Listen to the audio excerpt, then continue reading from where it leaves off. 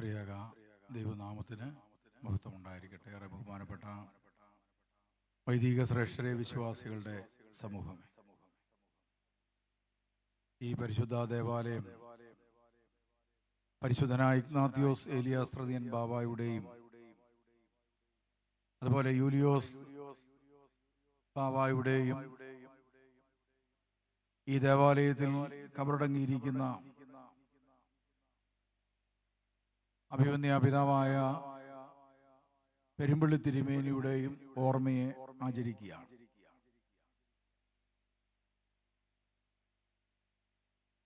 പരിശുദ്ധ സഭയിലേക്ക്, മലങ്കര സഭയിലേക്ക് സമാധാനത്തിൻ്റെ സന്ദേശവുമായി കടന്നു വന്ന്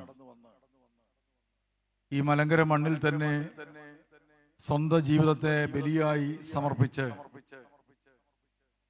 ഈ മലങ്കര സഭയിൽ ഒരു ബലിപീഠമായി തന്നെ മാറിയ പരിശുദ്ധനായ ഇഗ്നാത്തിയോസ് ഏലിയാസ് തൃതീയൻ ബാവ തൻ്റെ ജീവിതം കൊണ്ട് അന്ത്യോക്യ സിംഹാസനവും മലങ്കര സഭയും തമ്മിലുള്ള വേർതിരിക്കാൻ പറ്റാത്ത ബന്ധത്തിന്റെ സാക്ഷിയായി തൻ്റെ ജീവനെയും ജീവിതത്തെയുമാണ് സമർപ്പിച്ചതെന്ന് നാം മറന്നുപോകരുത്.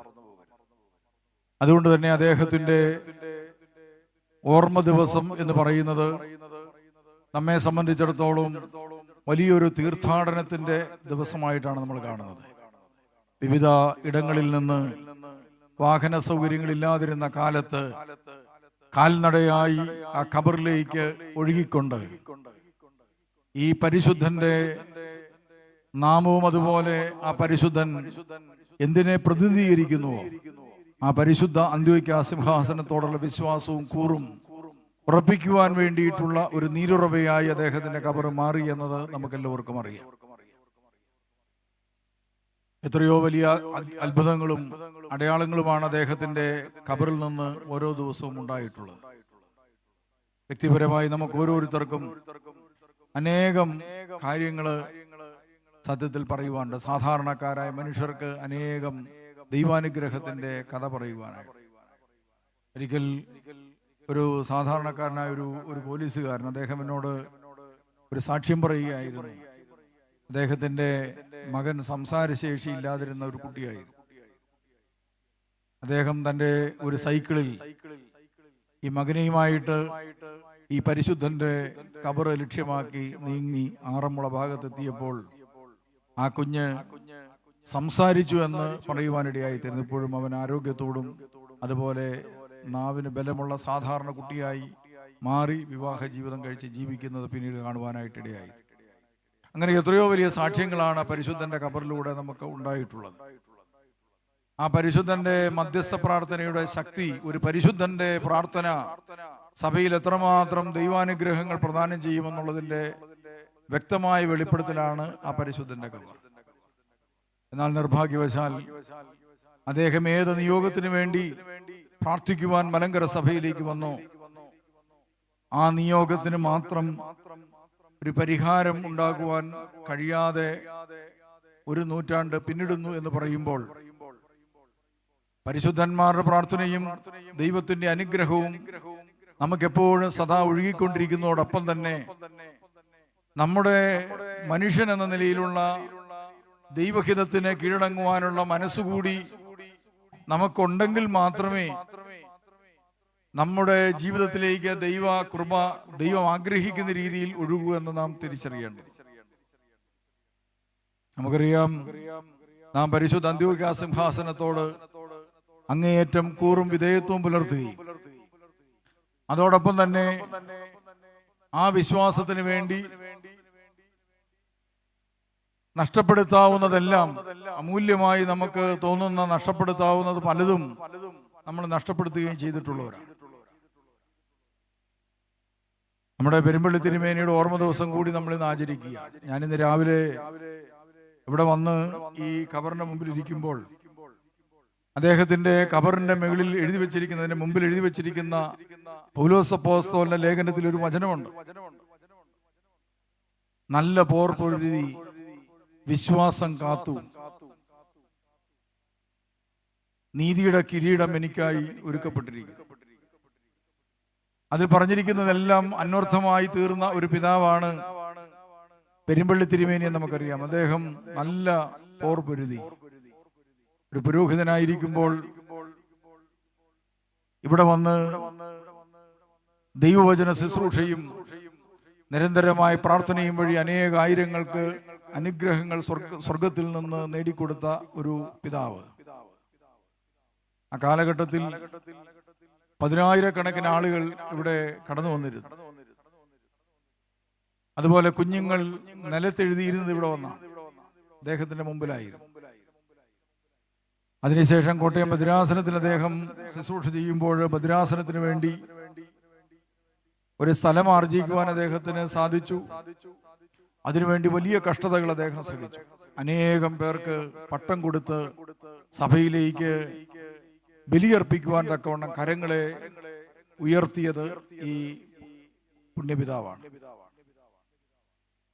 ഇന്നിവിടെ ബലിയർപ്പിക്കുമ്പോൾ എന്നെ സംബന്ധിച്ചിടത്തോളം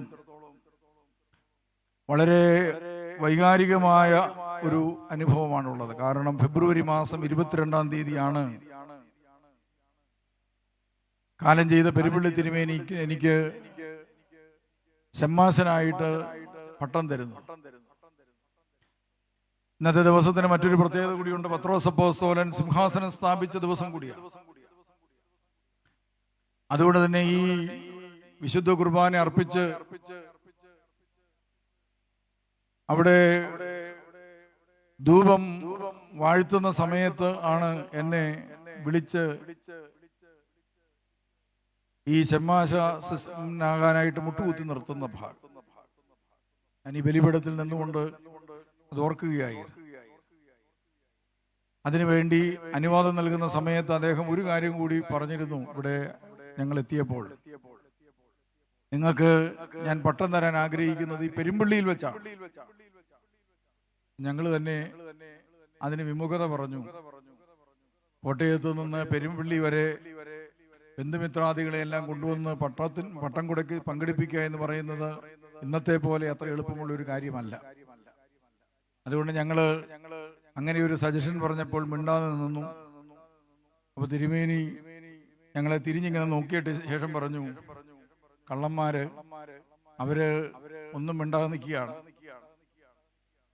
അതിനുശേഷം വീണ്ടും ഡയറി മറിച്ച് കോട്ടയം സെന്റ് ജോസഫ് എന്ന് അതിൽ എഴുതിയ ശേഷം പറഞ്ഞു, ഞാൻ 21-ാം തീയതി അവിടെ എത്തും, നിങ്ങൾക്ക് 22-ാം തീയതി ഞാൻ അവിടെ വെച്ച് പട്ടം നൽകും. അങ്ങനെയാണ് ഞാൻ ഈ പൗരോഹിത്യ ശുശ്രൂഷയുടെ ആദ്യത്തെ പടി കടന്നത്.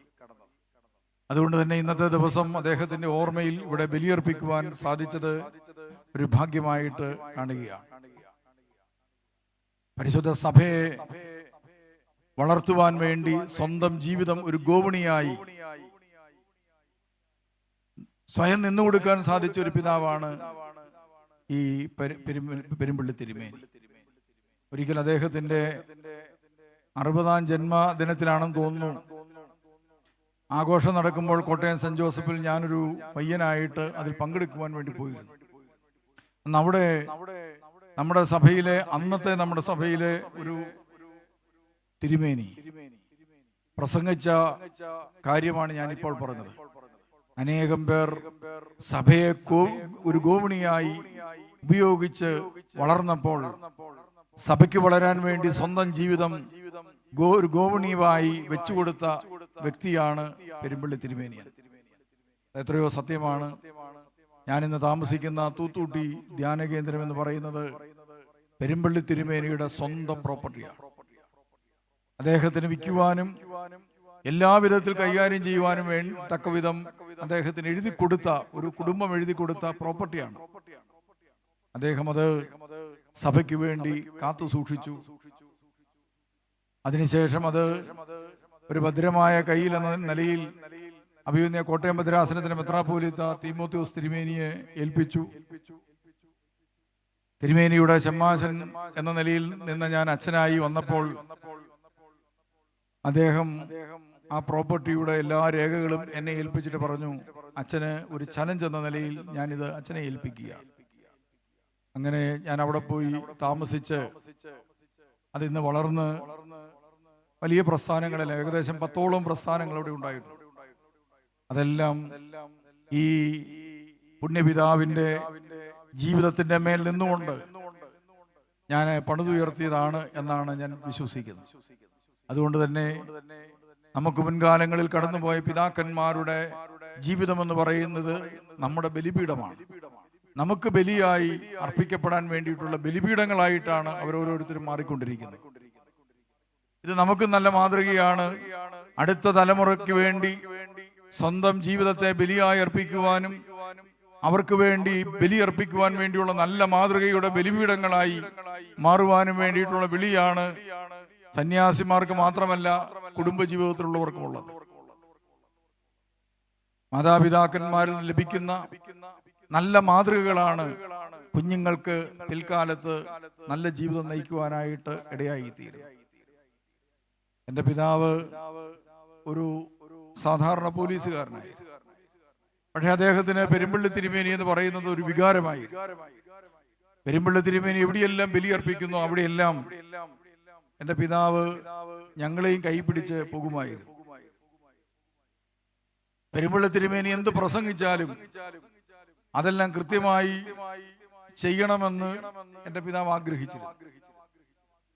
അതുകൊണ്ട് തന്നെ നമുക്കറിയാം, നമ്മുടെ പിതാക്കന്മാരൊക്കെ പലപ്പോഴും മറ്റ് സഭകൾ പോലെയല്ല. നമുക്ക് വലിയ സമ്പത്തോ അതുപോലെ സഭയ്ക്ക് വലിയ ആസ്തികളൊന്നും ഇല്ല. അതുകൊണ്ട് ഓരോ കാലഘട്ടത്തിൽ ജീവിക്കുന്ന പിതാക്കന്മാർ തന്റെ ജനത്തിന്റെ മുമ്പിൽ നിന്ന് കൈനീട്ടി വാങ്ങുന്ന സമ്പത്താണ് സഭയുടെ സമ്പത്തുകളായി മാറിയിട്ടുള്ളത്.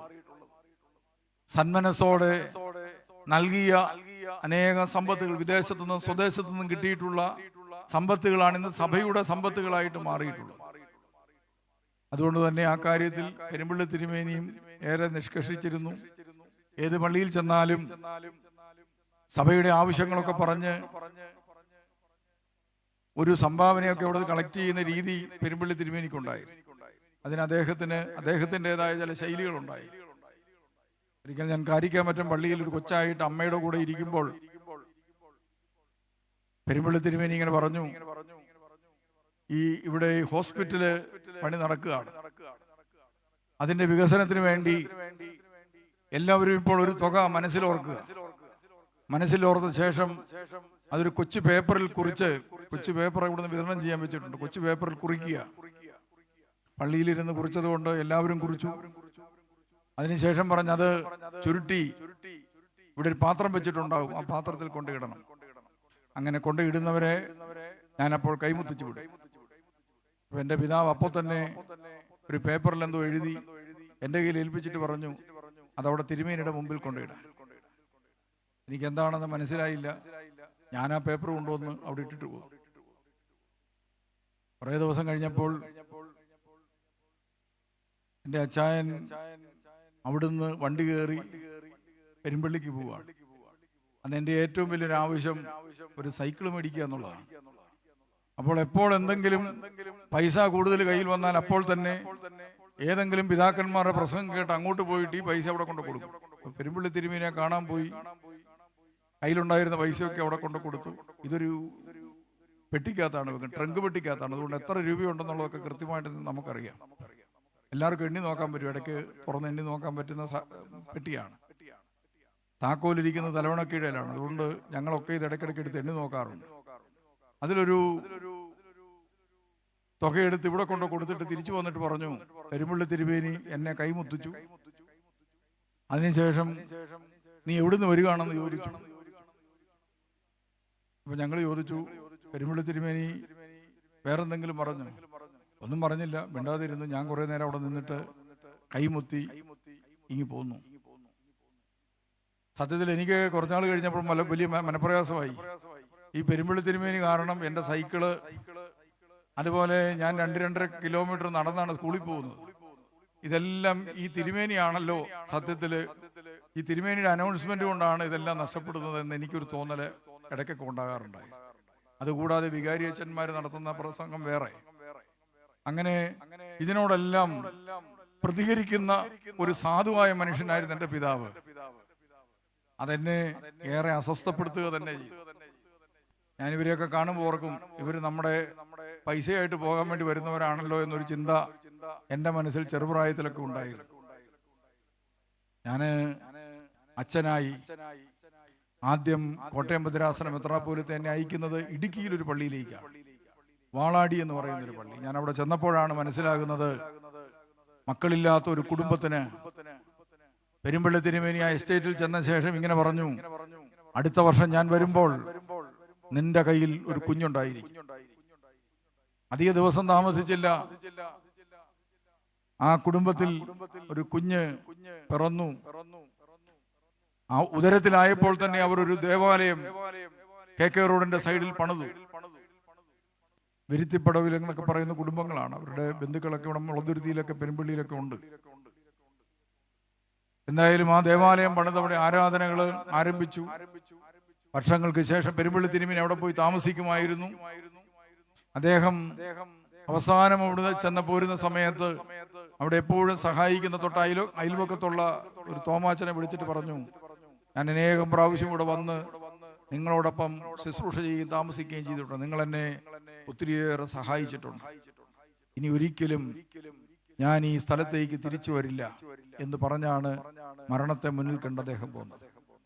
പിന്നീട് ആ ദേവാലയത്തിലേക്ക് വൈദികനായി അനേകം വർഷങ്ങൾക്ക് ശേഷം ഞാൻ ചെന്നപ്പോഴാണ് മനസ്സിലാകുന്നത്, പെരുമ്പള്ളി തിരുമേനിയുടെ ജീവിത ബലിയർപ്പണത്തിന്റെയും പ്രാർത്ഥനയുടെയും ഫലമായി ഉയർന്ന ഒരു ദേവാലയത്തിൽ താമസിച്ച് ശുശ്രൂഷ ചെയ്യുവാൻ എനിക്ക് ഭാഗ്യം കിട്ടി. പ്രിയമുള്ളവരെ, എൻ്റെ ജീവിതത്തിലെ, എൻ്റെ പൗരോഹിത്യ ജീവിതത്തിന്റെ ഏറ്റവും സുവർണകാലമെന്ന് എനിക്ക് പലപ്പോഴും തോന്നാറുള്ള എൻ്റെ ജീവിതം അദ്ദേഹത്തിന്റെ ജീവിതം കൊണ്ട് ഉണ്ടായിട്ടുള്ളതാണ്. അതിനുശേഷം ഞാൻ കോട്ടയത്തേക്ക് വന്നപ്പോൾ അദ്ദേഹത്തിന്റെ സ്വന്തമെന്ന് അദ്ദേഹം നെഞ്ചോട് ചേർത്ത് പിടിച്ചിരുന്ന ഒരു സ്ഥലം എന്നെ ഏൽപ്പിച്ചു. ആ സ്ഥലമാണ് പിൽക്കാലത്ത് എൻ്റെ ജീവിതത്തെ പണിതുയർത്തിയത്. നമ്മുടെ പിതാക്കന്മാർ നമ്മളോട് ആവശ്യപ്പെടുന്ന പലതും പലപ്പോഴും നമ്മൾ നിർവഹിക്കുമ്പോൾ അത് പത്തിരട്ടിയായി നമുക്ക് നമ്മുടെ തലമുറയ്ക്കും അനുഗ്രഹമായി മാറുമെന്ന് എനിക്ക് ബോധ്യപ്പെട്ട ഒരു നിമിഷമായിരുന്നു ഇതൊക്കെ. അതൊക്കെ ഈ ബലിപീഠത്തിൽ നിൽക്കുമ്പോൾ ഞാൻ ഓർക്കുകയാണ്. അതോടൊപ്പം തന്നെ കറകളഞ്ഞ അന്ത്യോക്യ ഭക്തൻ എന്ന നിലയിൽ ദൈവജനത്തെ പിടിച്ചു നിർത്തുവാൻ അദ്ദേഹത്തിന് ഒരു പ്രവചന ശക്തി പരിശുദ്ധാത്മാവ് അദ്ദേഹത്തിന് നൽകിയിരുന്നു. അതുപോലെ അദ്ദേഹം അനേകം ഗാനങ്ങളും ആരാധനാ ഗീതങ്ങളും രചിച്ചിട്ടുണ്ട്. ലോകത്തിൽ പല ആളുകളും പാട്ടുകളും ആരാധനാ ഗീതങ്ങളും ഒക്കെ രചിച്ചിട്ടുണ്ടെങ്കിലും സുറിയാനി സഭയുടെ ആരാധനയോട് സമ്പൂർണമായ അദ്ദേഹത്തിന്റെ ആരാധനാ ഗീതങ്ങളും പ്രാർത്ഥനകളും അലിഞ്ഞു ചേർന്ന് അത് സഭയുടെ ആരാധനയായി മാറി എന്നുള്ളതാണ് പ്രത്യേകത. പൂർവ്വകാലങ്ങളിൽ അങ്ങനത്തെ പിതാക്കന്മാരെയൊക്കെ നമുക്ക് കാണാൻ സാധിക്കും. അപ്രയം പിതാവ് അദ്ദേഹം എഴുതിയ പാട്ടുകളൊക്കെ ആരാധനയുടെ ഭാഗമായി. അതുപോലെ തന്നെ ഈ കഴിഞ്ഞ നൂറ്റാണ്ടിൽ ദൈവത്തിന് വേണ്ടി മാതാവിന്റെ മധ്യസ്ഥയിലൊക്കെ ഗാനങ്ങൾ എഴുതിയ ശേഷം അത് ആരാധനയുടെ കൂടെ അലിഞ്ഞു ചേർന്ന് സുറിയാനി സഭയുടെ ആരാധനയായി മാറി. നമ്മളിന്ന് പ്രാർത്ഥിച്ച മധ്യസ്ഥ പ്രാർത്ഥന, ഈ വിധത്തിലുള്ള ഒരു മധ്യസ്ഥ പ്രാർത്ഥന സുറിയാനി ക്രമത്തിലില്ല. നമ്മുടെ പ്രാർത്ഥനകളൊക്കെ കിഴക്കോട്ട് തിരിഞ്ഞുള്ള പ്രാർത്ഥനയാണ്. എന്നാൽ പടിഞ്ഞാട്ട് തിരിഞ്ഞു വന്ന് പാട്ടുകളൊക്കെ മനോഹരമായി ചൊല്ലി അത് തന്നെ ഒരു ആരാധനയുടെ ചൈതന്യമുള്ള ഒരു സ്വഭാവമുള്ള രീതിയിലേക്ക് അതിനെ ചിട്ടപ്പെടുത്തി ക്രമീകരിച്ചു കൊണ്ടുവന്നതും ഒരുപക്ഷെ കുർബാനയിൽ പങ്കെടുക്കുന്ന വ്യക്തി ഏറ്റവും കൂടുതൽ പലപ്പോഴും അവരുടെ മനസ്സിൽ ഇഷ്ടപ്പെടുന്ന ഒരു ഭാഗമായി, വേർതിരിക്കാൻ പറ്റാത്ത ഒരു ഭാഗമായി മധ്യസ്ഥ പ്രാർത്ഥനയെ പലപ്പോഴും കാണുന്നുണ്ട്. മധ്യസ്ഥ പ്രാർത്ഥനയുടെ സമയങ്ങൾ പലപ്പോഴും എല്ലാവർക്കും വലിയ ഇമോഷണൽ ആയിട്ടുള്ള കാര്യങ്ങൾ അവർക്ക് നൽകാറുണ്ട്. അപ്പോൾ പ്രിയമുള്ളവരെ, അങ്ങനെയൊക്കെ ജീവിതത്തെ ഒരു ബലി ജീവിതമാക്കി മാറ്റുവാനായിട്ട് അദ്ദേഹത്തിന് കഴിഞ്ഞിട്ടുണ്ട് എന്നുള്ളത് ഈ അവസരത്തിൽ ഓർക്കുകയാണ്. അദ്ദേഹത്തിന്റെ ആരാധന ഗീതങ്ങൾ പെരുമ്പള്ളി പള്ളി നിലനിർത്തുവാനും അടുത്ത തലമുറയെ പരിചയപ്പെടുത്തുവാനും തക്കവണ്ണം ഇവിടെ ഒരു കോമ്പറ്റീഷൻ നടത്താറുണ്ട്. മലങ്കര സഭയിലെ വിവിധ ദേവാലയങ്ങളിൽ നിന്ന് വരുന്ന കുട്ടികളെ പങ്കെടുപ്പിച്ചുകൊണ്ട് മത്സരം നടത്തി അതിൽ നിന്ന് തെരഞ്ഞെടുക്കുന്ന കുട്ടികളെ ദേവാലയങ്ങളെ ഒന്നിച്ചു നിർത്തിക്കൊണ്ട് ഒരു മത്സരം കഴിഞ്ഞ ഞായറാഴ്ച ഇവിടെ നടത്തിയിരുന്നു. അതിൽ തെരഞ്ഞെടുക്കപ്പെട്ട 3 ദേവാലയങ്ങളാണുള്ളത്. ഒന്ന് കരിങ്ങാച്ചിറ, മറ്റൊന്ന് തൂത്തൂട്ടി ധ്യാനകേന്ദ്രം, 3 ചൂനോറപ്പള്ളി. ഇങ്ങനെ 3 ദേവാലയങ്ങൾ. കരിങ്ങാച്ചിറ പള്ളിയുമായിട്ടുള്ള പെരുമ്പള്ളി തിരുമേനിയുടെ ബന്ധത്തെക്കുറിച്ച് എനിക്ക് അറിഞ്ഞുകൂടാ. അദ്ദേഹത്തിന് എല്ലാ ദേവാലയങ്ങളുമായിട്ട് ബന്ധം. സൂനോറോ പള്ളി എന്ന് പറയുന്നത് അദ്ദേഹത്തിന്റെ ഓൺ പ്രോപ്പർട്ടി ആയിരുന്നു, തൂത്തൂട്ടി പോലെ തന്നെ. ആ സ്ഥലം അദ്ദേഹം, എറണാകുളം സിറ്റിയുടെ നടുക്കുള്ള സ്ഥലം, അദ്ദേഹം തക്കത്തിന് തക്ക സമയത്ത് സഭയ്ക്ക് വേണ്ടി ഉപയോഗിച്ചതുകൊണ്ടാണ് ഇന്ന് സിറ്റിയിൽ ഇത്രയും വലിയ ഒരു ദേവാലയം നമുക്കുണ്ടാകാനിടയായത്. അവിടെ നിന്ന് കുട്ടികൾ വന്ന് മത്സരിച്ച് ജയിക്കുന്നു. കരിങ്ങാച്ചിറ പള്ളി എന്ന് പറയുന്ന സഭയുടെ അഭിമാന കേന്ദ്രമാണ്. അവിടെ നിന്ന് ദൈവമക്കൾ, അവിടെ എനിക്ക് തോന്നുന്നത് പരിശീലിപ്പിച്ച ആള് തന്നെ പെരുമ്പള്ളി തിരുമേനിയുടെ അനിയന്റെ മോനാണ്. അതുകൊണ്ടാണ് സമ്മാനം കിട്ടിയതെന്ന് എനിക്ക് മനസ്സിലായി. അപ്പോൾ അതാണ് ആ ബന്ധം. തൂത്തൂട്ടി എന്ന് പറയുന്നത് പെരുമ്പള്ളി തിരുമേനിയുടെ ഒരു പ്രോപ്പർട്ടിയാണ്. അവിടെ ഗാന ശുശ്രൂഷകൾ, അവിടെ ഇടവകയൊന്നും ഇല്ലെങ്കിലും അവിടെ നല്ല സൺഡേ സ്കൂളും അതുപോലെ നല്ല ഗാനങ്ങൾ പാടുന്ന കുഞ്ഞുങ്ങളുമൊക്കെ ഉണ്ടായിട്ടുണ്ട്. അവരെവിടെ പോയാലും എനിക്കൊരു അഭിമാനമാണ്. അഖിലമലങ്കരയിൽ പോയാലും ഏത് മത്സരത്തിന് പോയാലും എന്തെങ്കിലുമൊക്കെ സമ്മാനങ്ങളുമായിട്ടല്ലാതെ അവരെ തിരിച്ചു വരാറില്ല. ഈ മത്സരത്തിന് പോവുകയാണെന്ന് എന്നോട് പറഞ്ഞ് എൻ്റെ അടുത്ത് വന്ന് പ്രാർത്ഥിച്ചപ്പോൾ ഞാൻ പറഞ്ഞു, പെരുമ്പള്ളി തിരുമേനിയുടേതായതുകൊണ്ട് എന്തെങ്കിലും ഒന്ന് മേടിച്ചുകൊണ്ടല്ലാതെ നിങ്ങൾ ഇങ്ങോട്ട് പോരരുത് എന്ന് പറഞ്ഞതാണ്. പക്ഷേ അവർ 2ാം സ്ഥാനം വാങ്ങിക്കുവാനായിട്ട് ഇടയായി തീർന്നു. 1ാം സ്ഥാനം നിങ്ങൾ ഒരിടത്തും ആഗ്രഹിക്കരുതെന്നും ഞാൻ അവരോട് പറഞ്ഞിട്ടുണ്ട്. ഒരു പ്രാവശ്യം 1ാം സ്ഥാനം നിങ്ങൾക്ക് കിട്ടിയാൽ അടുത്ത പ്രാവശ്യം അത് മറ്റുള്ളവർക്ക് കിട്ടട്ടെ എന്ന് ചിന്തിച്ച്, മോശമായിട്ട് ചൊല്ലേണ്ട ആവശ്യമില്ല, പക്ഷേ നമുക്കതിലൊന്നും മത്സരിക്കുന്ന സ്വഭാവമൊന്നും വേണ്ട, നമ്മൾ ദൈവത്തെ മഹത്വപ്പെടുത്തുക എന്ന് ഞാൻ കുട്ടികളെയൊക്കെ പറഞ്ഞു പഠിപ്പിക്കാറുണ്ട്. അപ്പോൾ ഞാൻ പറഞ്ഞത്, അങ്ങനെ ആ ആരാധനാ ഗീതങ്ങളൊക്കെ മനോഹരമായി വീണ്ടും വീണ്ടും പാടി ദൈവത്തെ മഹത്വപ്പെടുത്തുന്നത് കാണുവാനായിട്ട് കഴിഞ്ഞ ഞായറാഴ്ച കാണുവാനിടയായി തീർന്നു. ഏറെ ബഹുമാനപ്പെട്ട നമ്മുടെ വികാരി അച്ഛൻ അതിനുള്ള എല്ലാ ക്രമീകരണം, അച്ഛൻ എൻ്റെ ജൂനിയറായിട്ട് പഠിച്ചതാണ്. അച്ഛന് അന്നും ഈ ഷെയ്പ്പാണ്, എനിക്ക് മാത്രമേ പ്രായമാകുന്നുള്ളൂ. അച്ഛന് അന്നും കൊച്ചച്ഛനാണ്, ഇന്നും കൊച്ചച്ഛനാണ്. അപ്പം അങ്ങനെ ഈ പെരുമ്പള്ളിയുമായിട്ടൊരു ബന്ധം എനിക്ക് എപ്പോഴുമുണ്ട്. അതോടൊപ്പം തന്നെ ഞാൻ കുഞ്ഞായിരുന്നപ്പോൾ എന്നെ കൊണ്ടുവന്ന് നിലത്തെഴുതിച്ചത് ഇവിടുത്തെ കുരിശും തൊട്ടിയിലാണ്. പെരുമ്പള്ളി തിരുമേനിയുടെ മുമ്പിൽ എഴുതിക്കാൻ വേണ്ടി കൊണ്ടുവന്നു. അദ്ദേഹത്തെ കണ്ടപ്പോൾ തന്നെ അറിയാതെ ഞാൻ എല്ലാ അക്ഷരവും എഴുതിപ്പോയി. ഒരക്ഷരം എഴുതിയാൽ മതി, മൊത്തം അക്ഷരം എഴുതുന്ന അതുപോലെ പേടിച്ചു പോയി. ഇവിടെ വന്ന് എഴുതി. അതുകൊണ്ട് ഞാൻ ഈ വഴിയിലൂടെ യാത്ര ചെയ്യുമ്പോഴൊക്കെ, ആ കുരിശും അച്ഛനായിരുന്നപ്പോഴും ഷമ്മാശനായിരുന്നപ്പോഴും ഒക്കെ ഈ വഴിയിലൂടെ യാത്ര ചെയ്തു പോകുമ്പോൾ കുരിശും തൊട്ടിയുടെ മുമ്പിൽ നിർത്തി ഒരു നേർച്ചയിട്ട് ആ പുണ്യപിതാവിനെ ഓർക്കാതെ ഞാൻ കടന്നു പോയിട്ടുണ്ട്. അതുപോലെ തന്നെ ഒരു സാധാരണ മനുഷ്യൻ, ഒരു സാധാരണ മനുഷ്യനായിട്ടാണ് നമ്മൾ പെരുമ്പള്ളി തിരുമേനിയെ കാണുന്നത്. ദേഷ്യപ്പെടേണ്ടിടത്ത് ദേഷ്യപ്പെടും, അതുപോലെ സ്നേഹിക്കേണ്ടിടത്ത് സ്നേഹിക്കും, ശാസിക്കേണ്ടിടത്ത് ശാസിക്കും, തമാശകൾ പറയേണ്ട സമയത്ത് നല്ല തമാശകൾ പറഞ്ഞ് മറ്റുള്ളവരെ രസിപ്പിക്കും. അങ്ങനെ നടക്കുമ്പോഴും സഭയ്ക്ക് വേണ്ടി അദ്ദേഹം അനേകരുടെ മുമ്പിൽ കൈനീട്ടി. ചിലർ അദ്ദേഹത്തിന് വേണ്ടി കൈ തുറന്നു കൊടുത്തു, ചിലർ അദ്ദേഹത്തെ തിരസ്കരിച്ചു, ചിലർ അദ്ദേഹത്തെ അപമാനിച്ചും വിട്ടിട്ടുണ്ട്. എന്നാൽ അദ്ദേഹം ഇപ്പോൾ സ്വർഗത്തിൽ നമുക്ക് വേണ്ടി പ്രാർത്ഥിക്കുന്നു. അതുകൊണ്ടാണ് അദ്ദേഹത്തിന്റെ മേൽ ദൈവത്തിന്റെ കയ്യൊപ്പുണ്ടെന്ന് ഉള്ളതിന് ഏറ്റവും വലിയ തെളിവാണ് അദ്ദേഹം ഈ ഭൂമിയിൽ നിന്ന് വേർപെട്ടു പോയപ്പോൾ പരിശുദ്ധ അന്ത്യോക്യ സിംഹാസനത്തിൽ നിന്ന് ഒരു പ്രതിനിധി ആ സമയത്ത് ഇവിടെ ഉണ്ടായിരുന്നു. അദ്ദേഹത്തിന്റെ നേതൃത്വത്തിലാണ് ഇവിടെ ശവസംസ്കാര ശുശ്രൂഷ നടന്നത്. അദ്ദേഹം കാലം ചെയ്തിട്ട് 25 വർഷം പിന്നിട്ടപ്പോൾ നമ്മളാരും പ്രത്യേകമായി പ്ലാനുകളൊന്നും തയ്യാറാക്കിയില്ലെങ്കിലും പരിശുദ്ധ പാത്രിക്കീസ് ബാവ പരിശുദ്ധാത്മാവിനാൽ നിയോഗം ലഭിച്ച് എഴുന്നള്ളി വരികയും ആ മാസം ഇവിടെ വന്ന് ധൂപപ്രാർത്ഥന നടത്തുകയും, അതുപോലെ തൂത്തൂട്ടിയിലെ 25 വർഷം ഞങ്ങൾ ആഘോഷിച്ചപ്പോൾ അവിടെ ഒരു പുതിയ മൊണാസ്ട്രി, ഒരു ദേറ സ്ഥാപിക്കുവാനായിട്ട് പരിശുദ്ധ പാത്രിക്കീസ് ബാവ ഇടയായി തീർന്നു. ഞാൻ അദ്ദേഹത്തോട് പറഞ്ഞു, പെരുമ്പള്ളി തിരുമേനിയുടെ ഓർമ്മ ആചരിക്കുന്നതോടൊപ്പം തന്നെ ഒരു അദ്ദേഹത്തിൻ്റെയും കൂടെ നാമത്തിലാണ് നമ്മൾ ഈ കോമ്പൗണ്ടിനെ നമ്മൾ കാണുന്നതെന്ന് പറയുവാനിടയായത്. ഞാൻ അവസാനിപ്പിക്കട്ടെ. അതുകൊണ്ട് നമുക്ക് ഈ പുണ്യപിതാവിൻ്റെ ജീവിത മാതൃകകളിലെ നല്ല മാതൃകകളെ നമുക്ക് പിന്തുടരാം.